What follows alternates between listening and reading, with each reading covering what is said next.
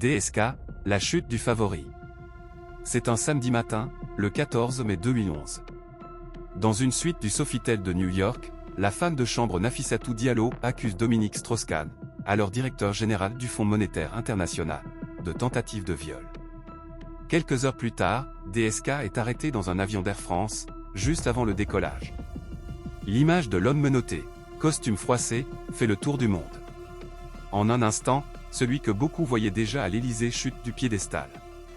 L'affaire déclenche un séisme. À Paris, c'est la stupeur.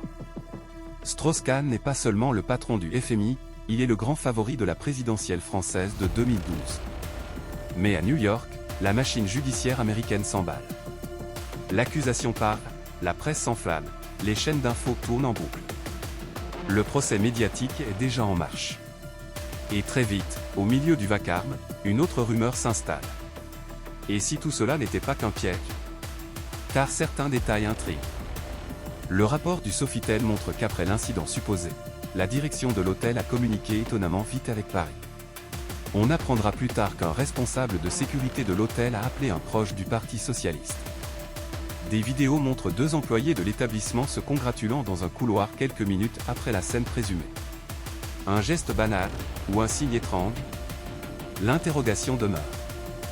Dans les semaines qui suivent, les partisans de la thèse du complot se multiplient. Certains évoquent une manœuvre politique, faire tomber le favori, ouvrir la voie à un autre candidat. D'autres regardent du côté de puissants intérêts économiques, dérangés par les positions de Strauss-Kahn sur la régulation financière. Rien ne sera jamais prouvé, mais le doute s'installe, alimenté par l'opacité des coulisses et le parfum de scandale. Pendant ce temps, la procédure s'effondre. Les contradictions de Nafissatou Diallo fragilisent l'accusation. Le procureur de New York abandonne finalement les poursuites pénales, faute de crédibilité suffisante. Mais le mal est fait, DSK a démissionné du FMI, son avenir politique est brisé, et la France découvre, stupéfaite, les contours d'une vie privée que l'intéressé qualifie lui-même de libertine. Plus tard, d'autres affaires éclateront, le Carlton de Lille, les procès, les révélations, et façonneront l'image d'un homme puissant rattrapé par ses excès. Mais pour beaucoup, le mystère du Sofitel reste entier. Simple dérapage? Coup monté? L'enquête judiciaire a tranché, mais l'opinion publique, elle, ne s'est jamais tout à fait résolue.